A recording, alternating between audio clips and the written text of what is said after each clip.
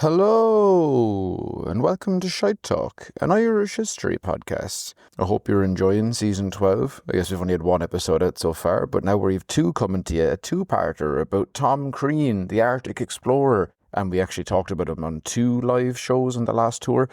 Speaking of live shows, we're going to be doing another live show in January in the Laughter Lounge. So if you'd like to support the podcast and help out in any way you can, namely buy a ticket so we don't have a mild stroke beforehand while trying to do promo and PR and such, marketing and that before the actual event, buy a ticket. It'll be fun, and there's like a 20% discount code for Patreon members, because that'll bring the price down to €20, including fees, which is, I think, 5% of an average Oasis ticket. And other than that, I won't hold you too long. So here's part 1 of our story about Tom Crean, and part 2 will be out in a couple of days. I hope you enjoy it. Good luck, and we'll see you in January. Gather around now, you're in for a story. Old tales of lore, all in search of a glory. The history and mystery of lads, lasses and all. Discoveries and voyages, the rise and the fall. Follow me now as we go back in time. We trace the steps of Irish lineage to find. Joseph from Carlo and Kevin the dog. Guide you through the ways of Shite. On February 16th, or July 20th, 1877, a child was born in Gurtacran, a farming area not too far off Anartic, a village outside of the Dingle Peninsula. A population of around 300 today. 300 today? Today. At the time, it was tough. And After the globalisation of Dingle. Yeah, well, obviously, everyone heading down to Dingle for the tourism industry. Yeah. It's after leaving poor Anartic. It's hard to know if that could be more or less than then. Like a lot of people. Yeah, it's actually the exact same amount as it was back in 1877. But this lad was 7. He was the 7th child of 11, which meant that he had 10 siblings. And at the time of his birth, great reference. What else was great? The famine. That was about 25 years gone by this stage. Gone but not forgotten. Mm-hmm. And it had been about 3 years since the mini famine on Gorta Biog, which is Irish for party-sized famine. The famine. difficult second album. People were being evicted from their homes. The workhouses were full. 1,100 in Tralee and Dingle alone. And emigration was rampant. Wouldn't be uncommon for it to double in the space of a year. Yeah. But it wasn't all fun and games. Leaving school at the age of 12, a young Tom Crean went to work on the family farm. What was he doing wasting his time in school until 12? It takes a while to learn. There's working years. Dig down, Tom, down. But this wasn't a case of being handed the farm. No. Because with that many older siblings... there's a lot of... Yeah, you're never getting it. He's what, 7th in line? Yeah. So now maybe the first 5 die. Yeah, or born women. Worse again. Even the women would have wanted the farm. Yeah. But he knew he wouldn't be a farmhand forever. So he didn't have it in him. No. Well, he probably did, but he was like, well, what's the point in doing all this work and just staying here in a tiny place when I'm never going to actually own the farm? So why would you buy the cow when you could have the milk for free? Okay. Or why would you milk the cow when you're never going to own the farm? Yeah, okay. Now, Tom didn't take to book learning like a duck to water. No. But what he did take to a duck to water, like, was the water. Because at the ripe old age of 15... Who wrote this? Me. Yes. And I clearly was having a lot of fun at the time. Yeah. At the ripe old age of 15, Tom had had enough of his father's naysaying and decided to do what many lads in the area would, or in Ireland in general. They'd join the British on their quest for global dominance. Yeah. Yeah. So the story goes that one day Tom ended up not paying attention to the cattle, and one of them gets into the potato field. Oh, God. And potatoes, big currency. Yeah. This is only 25 years. 25 years, from, yeah. My God, it's a second Blythe. But it's disputed whether joining the British Navy was looked down upon at the time, because some would have thought it was... But what happened to the cow? Oh, probably nothing, I imagine. Wait, what was the story? Tom got into the potato field. The dad was off saying his nays. The dad gave out to him for doing that. So Tom was like, do you know what? Fuck this. I've had enough of it. Yeah. So he goes and joins the Navy. But so at the time, there wouldn't have been big... It wouldn't have been necessarily the worst thing. Like there is a history of Irish lads going and joining the British Navy because we Yeah. didn't have our own, or like military. We didn't have our own. Yeah, yeah. I was going to say they weren't going to go and join like the Spanish or go, but they did. They did, and they they go could. everywhere. So you But- could have. Yeah, You know what, I mean, it was work that would get you out of, I Yeah. mean, people work for companies they shouldn't do. Yeah. Some people leave them to go start a podcast about Irish history. Exactly. But they weren't going to be fighting for, I suppose, especially the Navy anyway. Yeah. It would be seen as a bit different because the Fenian, there was no Fenian submarines. Although, now that I say about it, it was an Irishman who invented the submarine. Yeah. Yeah. So maybe he was a bastard. But Yeah. he enlisted. He's young and he wants to get off the farm. Yeah. And there's no way, like, if he was in Dublin, just maybe be able to swim to England. Yeah. But then you're still going to be in England anyway. That's But true. he's in Kerry. That's the whole way. You've got It's a long swim. You've got Atlantis somewhere along the way, Yeah. and then Iceland. Iceland, Newfoundland. If you can find it. But anyway, that he enlists into the Royal Navy with the rank of boy, second class, in Nice. June or July 1893.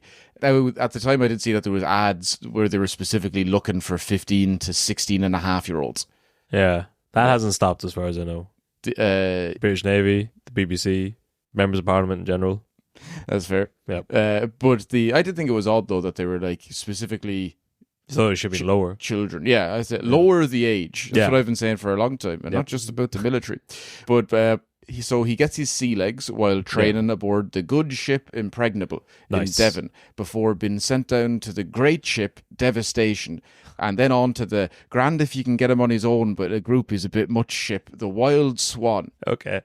The Impregnable was a good place to get used to life on the sea, Yeah. as it had a death rate of over 1 in every 100. Okay. So That's- 1% of kids who went to trade on these ships died while training. on the ship. Yeah. Yeah. So there's another ship that's just as bad. Oh, the ship's impregnable. You are very pregnable. Yes, You're- which is good because you need them to restock these children. Yes. Yeah. There's another ship that's seemingly just as bad, and at one point, 8 deaths occur between the two ships in less than 4 weeks. That's Which not is- great numbers. In 2 weeks, there's 8 children that have died while Yeah. training. Yeah. So it's just already at that stage is more dangerous than anything we've ever done. No, that's Like true. a But you're part- getting through the chaff. Yeah. You're sure you They're You're not going to be getting any quick- use out on the main sea. They're here. This is in a can't canal. bring that kid out to sea. He fell off the side of a docked boat. So he gets on his first proper ship, the Devastation. He's a boy first class, Oh, nice. but he's not there long as he joined the Wild Swan, which was meant to be a real piece of shit. Okay. They said that was a real like 2 fingers to any country where it was stationed. Oh, that was like a nod. That was the ship they sent to countries they didn't give a shit about. Yeah, Okay. that they don't even care about like having a presence there. Like, what are you going to do anyway? Well, this ship's been parked outside Dingle for the last 4. Oh. But do you want to guess what that country that ship went to first? Where you get stationed? Yeah. Well, I don't know. I mean, it's a short enough list of countries that the British invaded and settled with their ships. I'll give you a hint. Saipan. Nice attempt, but no. No. It was Canada. It's specifically Esquimalt. Nice. But while based there for 2.5 years, his travels would include seeing martial law being declared in Nicaragua as they took over a town to free 20 captured soldiers. Okay. Nicaragua's a long way away from Canada. So they're based there and they go on journeys. Okay. They're out on tour. Yeah. The North Americas. So he's in Ecuador for a revolution, Right? a civil war on the streets of Chile, Seattle for the 4th of July, Yeah. then down to Acapulco in San Diego before heading off to Hawaii for Christmas. Nice. Tiki cocktails on the beach. Yeah. What Christ would have wanted. Absolutely. So after Christmas in Hawaii, he's sent to Christmas Island. For Easter. Yeah. Okay. And then Easter Island for Halloween. I was going to say Back for the Horizon, but we'll get to that in a bit. Oh, yeah. But he gets to dance with the natives when he's on Christmas Island. Yeah. With their giant heads. He fitted right in with his own massive Kerry face. Those statues weren't there before he got there. But they rock up in Peru at one point. And Did he spend any time in Canada? It feels like he should have just been stationed I in told South you, America. 2.5 years. Right, okay. He's stationed there. Also, I feel there's going to be months at sea each time, so probably Okay. yeah. But also, this could be one big giant trip. Yeah. That he's there. He's out for 4 months, 5 months, and sees it all. I'm not sure, but they hit a rock in Peru. Oh no. And he's presumed dead. Yeah. But another ship comes and saves him. Okay. Yeah. Well, they're probably sinking in that. That was a mild peril there. Nicely woven into the tale. This is all by the time he's 20 or 21. Jesus. Yeah. Yeah. Okay. Yeah. So, the ages in these things never cease to get me. yeah, because because the Michael. But he Collins- left school at 12, so like that's a strong, what? Yeah, 8 so, 'cause years, it took 9 him, years. but he didn't join the army until he was like 15 or 16. So Okay. he would have been. This is all 4 to 5 years. Yeah. Now, yeah, because in terms of age, like Collins, when he was assassinated, Yeah. was younger than I am Yeah. now, Yeah. which I just found out because I thought he was like Christ. He never Well- existed. He was a historical figure, but a lot of what he said was exaggerated. For example, give us the future. Whatever David Simon was saying. Yeah, whatever Neil Jordan wrote for him. But the Wild Swan gets Yes. into another accident in 1898, pulling into Alaska. So the ship gets retired, and by this stage, Tom had already gone through being an ordinary seaman by the Yeah. age of 18, an able seaman not long after, and then a leading seaman. Okay. He's no jokes. Nope. Just leading seaman. I was just laughing at they putting the ship down. It got into another accident that's hobbling a bit. They're like, all right. Harpoon going to the captain's quarters. But so he goes back now and teaches. Okay. Yeah. So With his learned ways. yeah, he's seen it all. He's Teaches seen him it how all. to dance. Yeah. Boy, if you want to hit a rock off the coast of Peru, you best come to me. But so he works for the Navy's torpedo ship, the Defiance. Nice. And between July and September of 1899, he's downgraded to able seaman again, and then Knocked back. re-promoted Oh, to shit. petty officer second class. Okay. So I'm not going to say it, Yeah. but look, he has a. He shouldn't have been putting the torpedoes. He shouldn't have been drunk and inside the torpedo. Okay. He has a beer named after him. So Tom Crean, there's a couple of beers down. I think it must be a Kerry brewery. Yeah. Yeah. Do you think Why'd you bring that bit in? They're it's not for any of his stuff that he's done so far. You know, it's to mention that any of those, like being demoted. He became a petty officer and they named the beer after him. Well, I think it's because a lot of with historical figures, they don't want to say whether just they're an outright drunk or if they were fond of a drink. Yeah. But that was a nice little segue by saying that they had a beer. And now it's just coming to my mind of like, do you think they called the stout the Tom Cream? A couple of Tom Creams. Yeah. No. But that I think he would have been drinking and smoking and possibly a little bit of fighting. Yeah. But sure, who wasn't? You're out on sea. Who amongst us? Yeah. Me. Yeah. Well, I mean, you're not. If you're 18 in the 1800s and at sea, you're probably doing a bit of fighting and smoking and drinking. Or dead.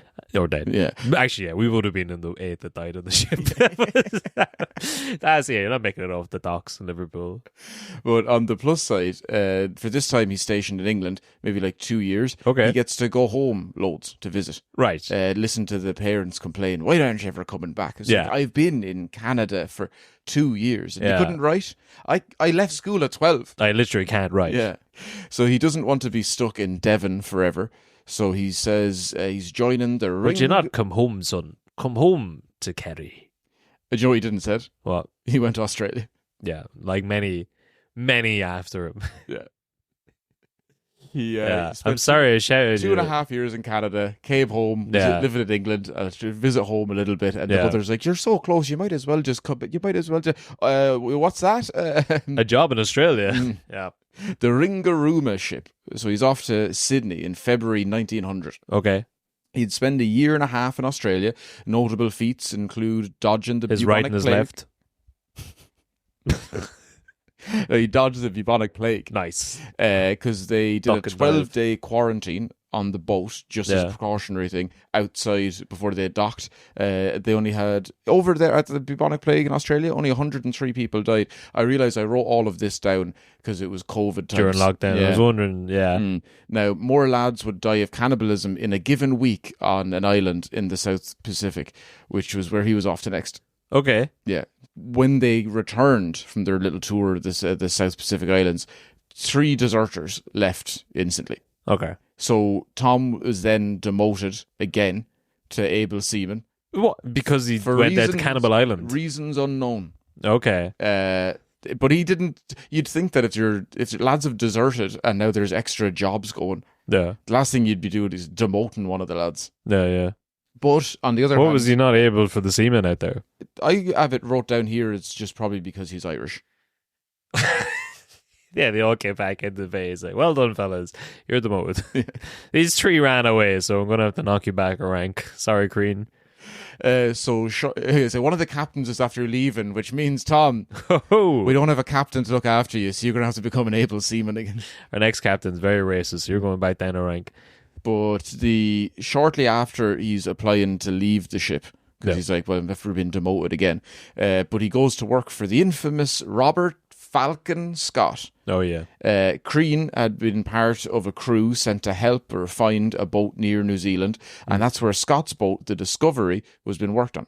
So the Discovery's crew had just become a man light as they had an able seaman hit a petty officer and then desert. That's a good way to desert. Yeah, I don't really still understand what the system in place of petty officers, seamen, and desert. I know what that means. Yeah, they're gone. Yeah. It's the one after dinner. So Crean volunteers to step in and go off on one of the most dangerous excursions known to man. Yeah. Marriage. The first British exploration to in the Antarctic. Okay. So the Discovery set sail on December 21st, 1901, sent off by a port of adoring fans and well-wishers. Yeah. The sailors are all waving back. One young sailor climbs up to the top of the mast into the crow's nest, waving joyously until the rope gives way and he falls 120 feet head first onto some steel, dying almost instantly. Oh, no. I feel like they almost there. Did a lot of extra damage. Yeah. So not as much as the steel. No, God. So this is what the boat was pulling out, peeling out of the car park. The guy's doing like the one hand on the wheel, spinning around. Like this looks fucking class. Yeah. Look at all arm those hanging off. Out yeah, the window one of the hanging ship. out the cigarette in the mouth, arm hanging out the window, sunglasses on, one arm tanned. Like this is gonna look at them. Those simple folk coming down to the docks to watch us peel off. This is gonna be the highlight of their lives. And then some guy just falls off the crow next and impales himself. That's rough. It is very rough. Just 100 people on the docks just awkwardly going silent. I'd like to think that they wouldn't have seen it. Or just did a big like, way! Yeah. lads. But arriving at Antarctica. Look at that. He always wanted to be a sailor. Oh, fuck. I guess it's gone to his head. Whoa!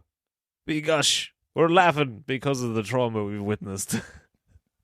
We don't know how to deal with it. In fairness, he said if he doesn't make it as a seaman, he'll try being a pilot. Yeah.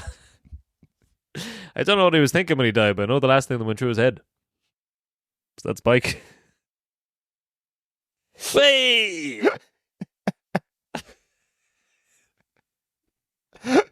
That's good. It's a great day out for the kids.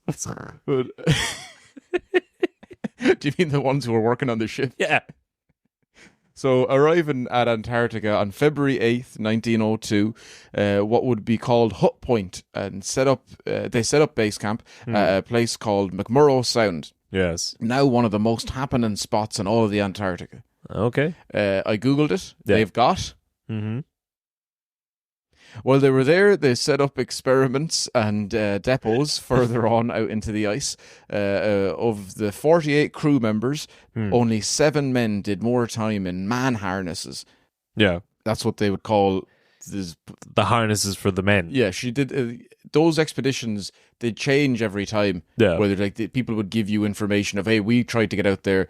We realized that tractors don't work because it's freezing. Maybe try horses. Horses don't work because it's freezing. Cows don't work because they're not freezing. Yeah. There you go. Dogs and then men. And men. Okay. Yes, yeah. We'll get on to the dogs later. Yeah. For just a little word of warning, if you liked them, stop listening. Yeah. But only seven men out of the 48 did more time in the man harnesses than our boy. Tom. Yeah. So he couldn't get him out of the thing. He did a total of 149 days. Okay. God. Yeah. One off the 150. And I don't think that's 149 days where he was in it for 4 hours. I think cumulatively. Yeah. Okay. Yeah. So Scott's second in command. Yeah. Albert Armitage said Crean was an Irishman with a fund of wit and an even temper which nothing disturbed. That's very true. He got through a few sicknesses, edema, frostbite, early signs of scurvy.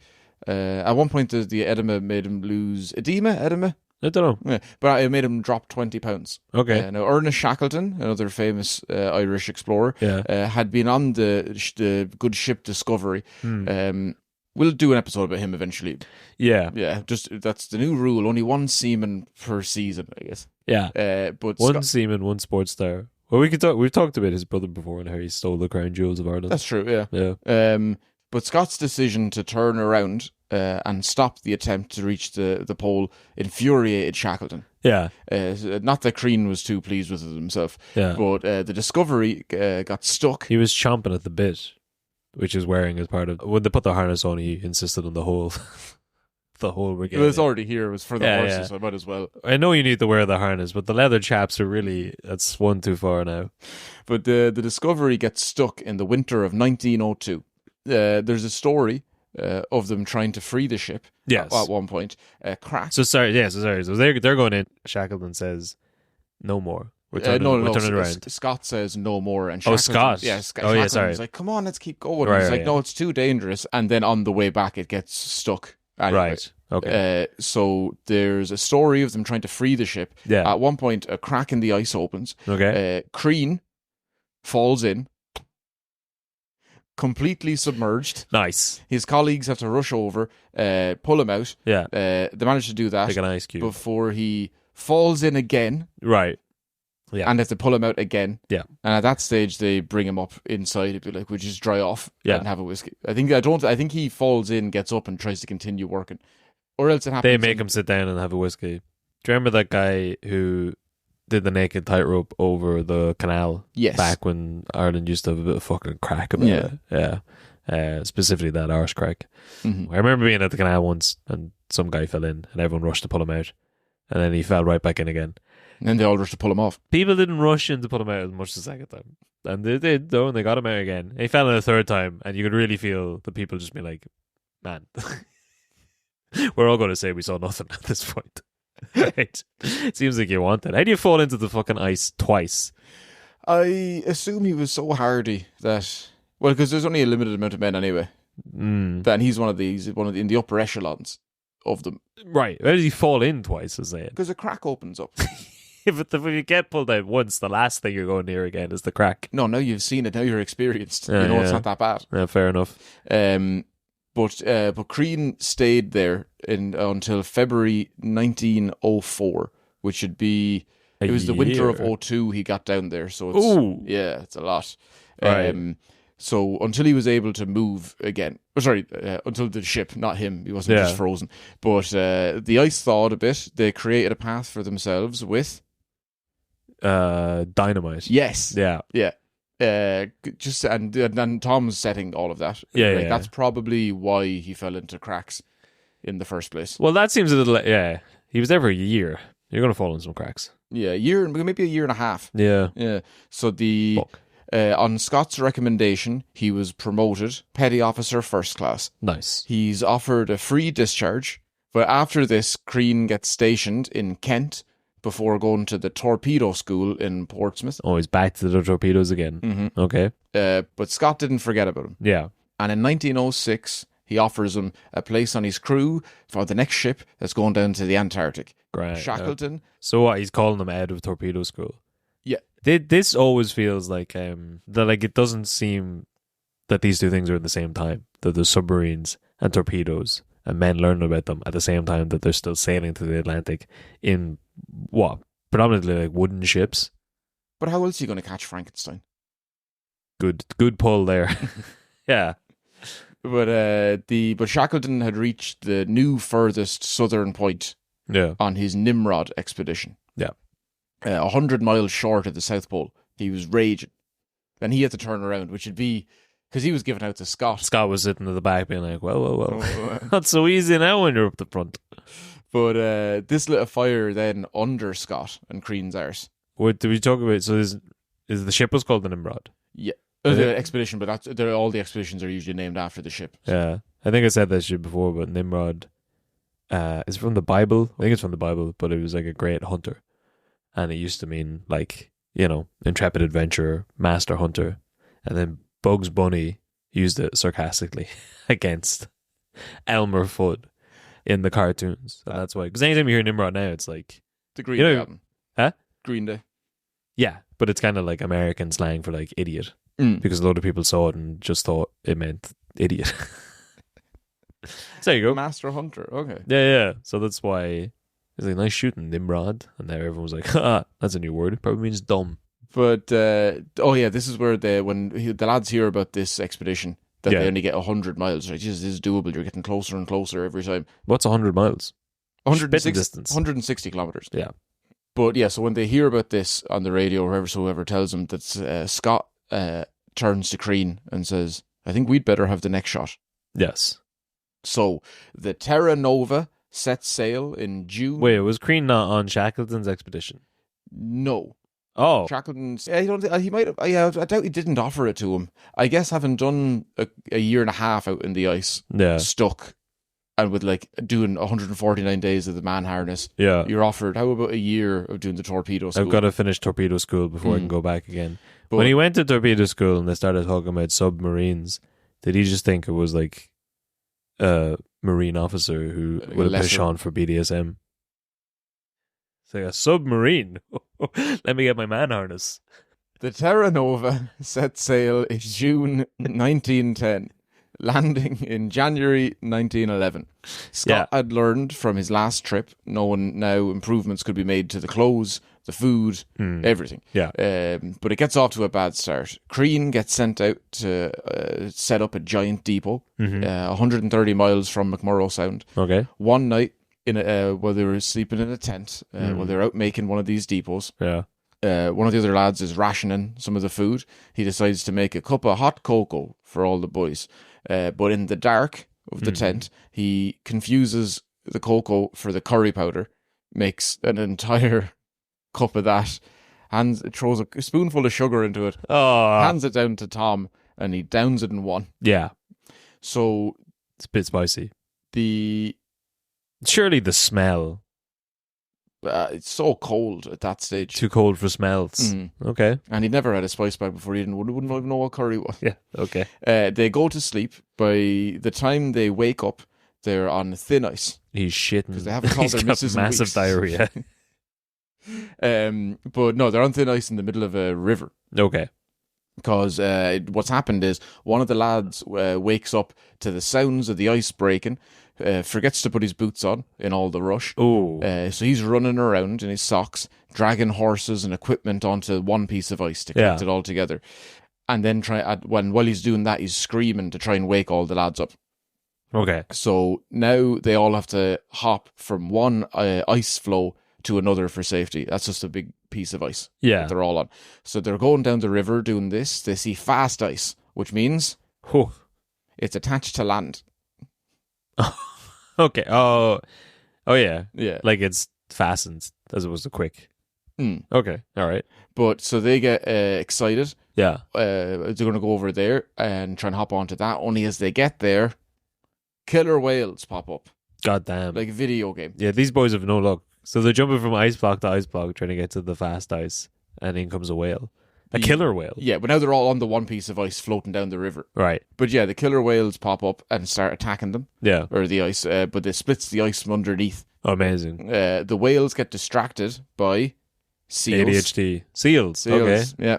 And after 6 hours, they finally reach safety and drag everything onto land, climb up to the top of that hill and find... the fast ice.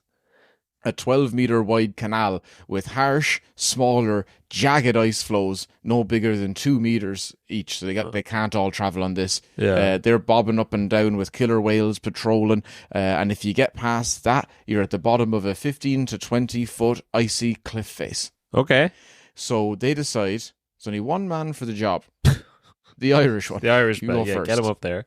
So Crean hops between chunks of ice for hours. Yeah. They've already been doing this for 6 hours. Mm. And now he's going, okay. Now he's going to get a bigger, wider, faster river with smaller bits of ice. Nice. Level 2. Level 2, yeah. Mm. So Crean uses one ski stick Yeah. as he must shove that into the ice as he's jumping from bit to bit to steady himself before climbing. He gets all the way across, climbs up the cliff face and getting back to the camp single-handedly. Across what we'll go through later on is the barrier.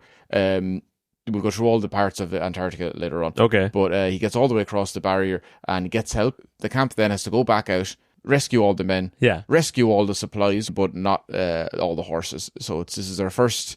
I gave you a warning about the dogs. In fairness, horses are different animals. Yeah, they're like big dogs. Yeah. One horse survives. One survives. Mm. Oh, okay. Which is still a good going. To be honest, I wouldn't have thought many of them would survive out on ice floe with killer whales around. Yeah. But that's an insane feat. So they're out making a depot, the rivers break, and he's just jumping from ice to ice. All the supplies, gets up to the thing On his after own. several hours. Yeah, goes and gets brings help. Sends him back. God And damn. they're like, if you had been quicker, we would have had 2 horses. Had to eat the bloody thing. But when he'd be back in the camp, because this must be a little downtime after this, but they'd tell each other funny stories. Yeah. Tom would be good storyteller. Bit jokes, Irish wit. Sure.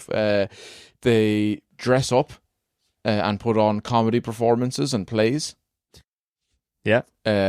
Other activities included playing cards, exercising, which I feel like... What were they dressing up as, though? Probably women. Probably women. It's a performance called Be My Wife. But they do say that, I don't know what on the list of things, of activities to do when you weren't working, like exercising or going for a relaxing walk. Sure. This just feels like more work, like you've already done that. That's just the war. work. Yeah. But outside of that, the men love playing football. Nice. And while not the best player, because it's soccer and not Gaelic. Yeah. He kept trying to pick it up in his hands. Yeah, and the English weren't big fans, and he wouldn't go in goal. No. But they said that Tom was referenced as one of the better players. Okay. He was also handy enough at pool, winning beers, because they play tournaments. What, they're playing pool out there? Yeah. Well, okay. And then sacrifice one of the horses to keep the pool table. I told you they rescued all those supplies from the ice floe. Yeah, they're still trying to play on the ice floe. That's just Tom on the harness bringing that everywhere he went. Tom, for fuck's sake, keep her steady. But he was meant to be good at pool as well as the football. And he'd win beers when they played tournaments. You'd win a beer if you won. Nice. And if you lost, you'd get the Jonah medal. Okay. Mm. All right. Like Jonah. Jonah and the whale. Yeah. All right. So it's kind of, I don't know if that means the worst player, like the wooden spoon, Six Nations, or was it if you got to the final and then lost, and everyone was like, the you bubble balled spot. it. Yeah. Okay. All right. It's good that there's so in discord between these men out in the tundra with nothing else around for miles. But now it's November 1911. Jesus. It's been there for 11 months now. Yeah. Crean and Scott head out for the South Pole in 3 stages. Here they go now. Right. 400 miles across the barrier. That's first up. Okay. Then 120 miles up the Beardmore Glacier, that's 10,000 kilometers above sea level. Right. And cold. Yes. Yeah.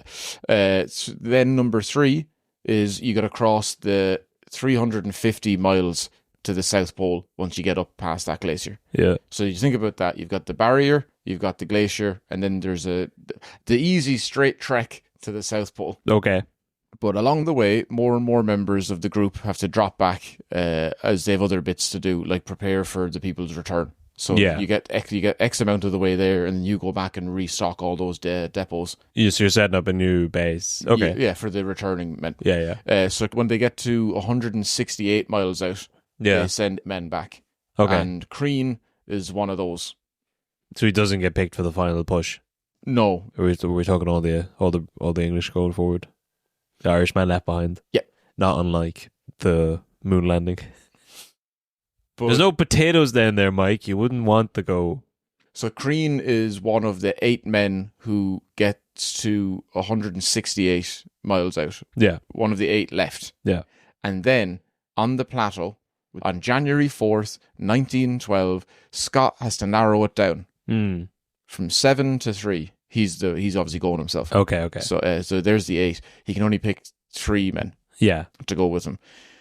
Crean, one of the strongest, fittest, bravest boys, he goes to him and says, I like the cut of your jib. Yeah. That's why it's so hard to cut. Okay. Crean gets sent home. He gets dropped. Yeah. Damn. According to Scott's biography, Yeah. he cried. Scott cried. No, Crean cried. Oh, So he didn't have to put that in the biography. he didn't have to write that down. Yeah. And I sent them home and he wept like a little child. So one of the lads... How would you even tell that he was crying? Frozen tears in his face, big icicles coming out.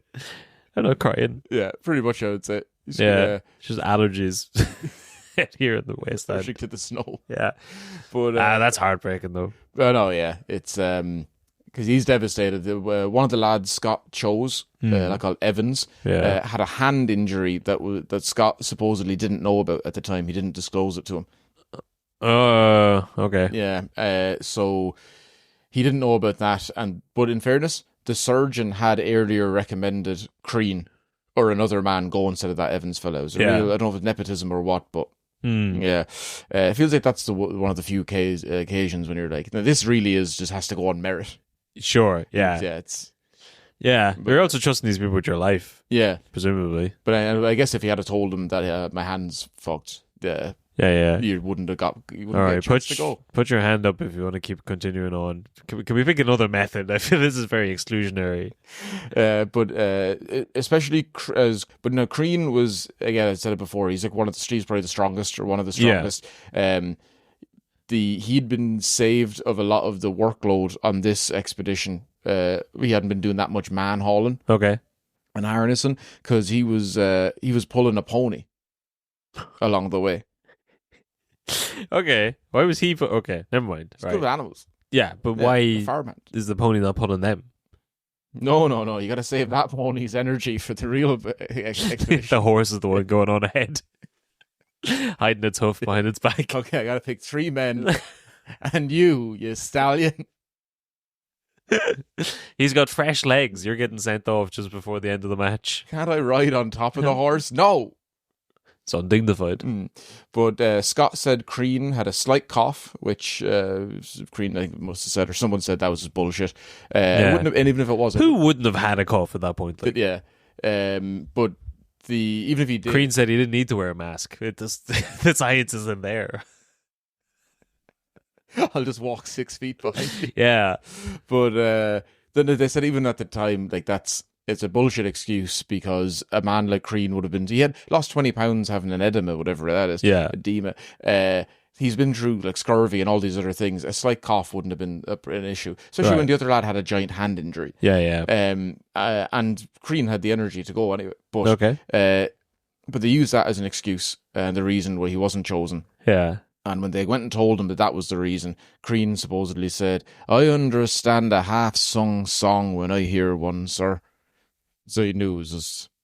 Yeah. That's a good line. It is. That's not what he said, though. No, he just said, way. you fucking... I'll kill you. Fucking kill you. You fucking bird.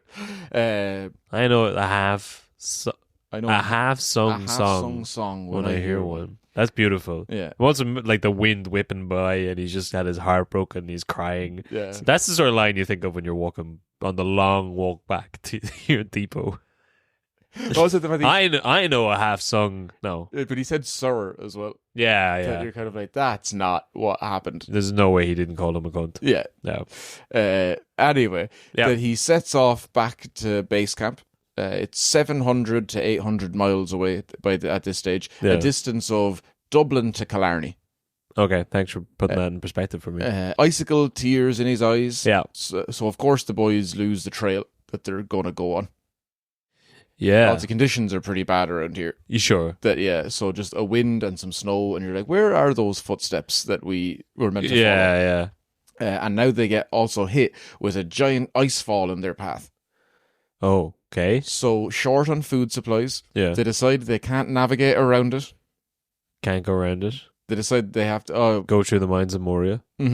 I was gonna go. Ain't no valley low enough. Okay. Ain't no river wide enough. But Tom would cross a wide river, I guess. I suppose he would. Yeah. But Tom Bombadil Crean. So they decide that they're going to have to. There's only one way to get down this icefall. You can't go around it. You can't go over it. Yeah. You're going to have to all hop on a sled and free fall at 600 meters at what they would have guessed was 60 miles an hour, attached to nothing but their hands on the sled. Okay. All right. Dodging stuff as they went down left and right. Jesus Christ. So they have to steer it. Are they inventing maneuver. bobsledding? Yes. Okay. Yeah, and John Candy walks out and says, I think I have an idea for these boys.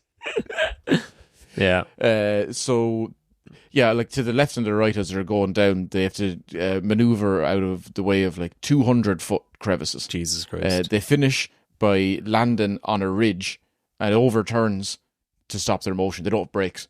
So they just have to careen it into something and then I assume fly off of it. Yeah. But now nobly carry the sled above their head across the finish line, thus defeating prejudices. Yeah. And then Tom says, kiss my lucky egg. And then they all say, you had an egg this whole time. You fucking idiot. Give me that egg.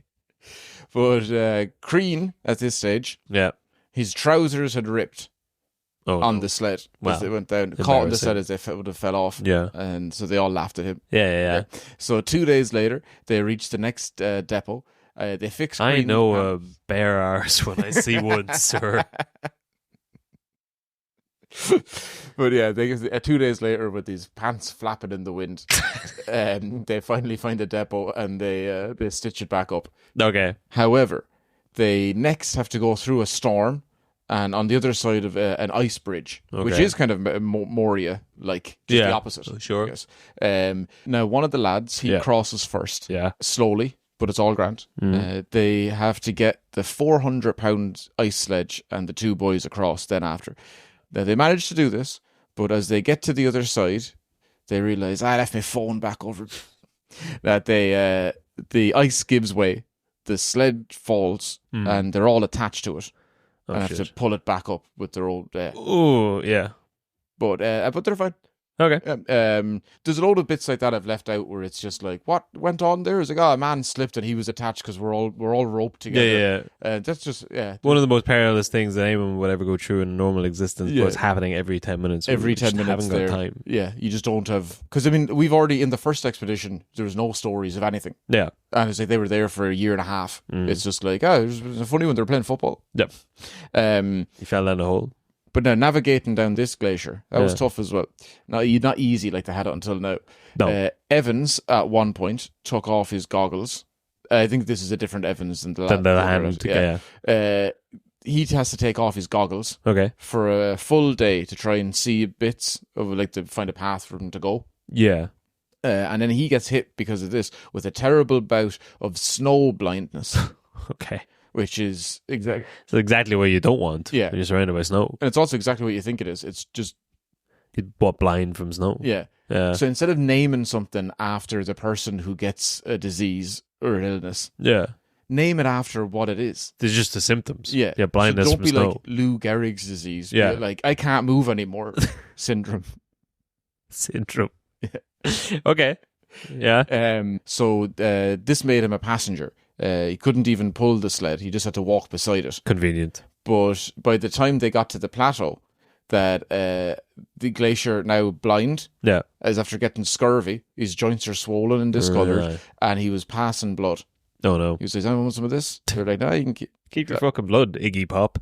But because he's a passenger. Now the lads have to carry him because he can't even walk beside the sled. So now he's blind, has all these other bits going on with him, and they have to pull not only the sled, but the weight of that man on top of it. Yeah. So because he was walking around with his goggles off. Mm-hmm. Now, is this in the story later on? I think I remember that they would put cocaine in their eyes now to help. No. Yeah, okay. I don't think so. I don't think I have any of that. Did someone say it to us at the live show? We did this episode in Lane. I think I read this, or someone said it somewhere, that they would, I think, put like cocaine droppers in their eyes to help. But upon catching sight of the barrier, Bit insensitive. He's blind. that's fair. Well, yeah, he didn't see it. Yeah, that's what I was meant to say. The sled. Yeah. That there was only 3 of them carrying it back initially. Yeah. It's a 4-person sled. Usually they're pulling this with 4 people. Right. Then it was 3. Yeah. Now it's down to 2. Okay. So Luckily, one of them is the strongest harness man this side of the Congo. I wonder would he have been able to handle it out there as well, just in the opposite ends of the extreme for the weather. Yeah. Because when we did the Belubas episode, I just couldn't get over the fact that they're like, why? Surely these soldiers shouldn't have been in like full uniform, like shorts and a vest. You reckon it's just like Dublin on a warm day? Whenever Yeah. it gets over 26 degrees, Tom tops off. 26 degrees. Yeah. 16 Yeah. maybe. 16. When it gets in the high teens, the fucking tops are coming off. Those teens are high. Yep. But anyway, when they see the barrier, meaning the end of the glacier section, Yes. that Crean is meant to have let out a yell that, quote, would have woken the ponies from their graves. Oh. Which we've been a bit much. Yeah. They're recently dug graves. Yeah. No. Now, I don't know who. There's only one lad there. I suppose the other lad could have heard. He wasn't snow deaf. I'm snow blind, not snow deaf. Keep it down. But not long after topping up here in the depot and getting all the supplies, Yeah. they decide Evans is frozen wreck. Yeah. He's fecked. He's not long for the count. So he couldn't make the journey, nor could he be left alone. Oh. So they decide, Yeah. I thought they were just going to put him down. no. They said that what makes most sense is you can't leave him behind, but you probably can't leave him alone. Yeah. So one of the lads has to stay with him, pitch a tent, keep him going, Okay. and or in the depot, I guess, Yeah. whichever. But then one man would have to go all the way to find help. Yeah.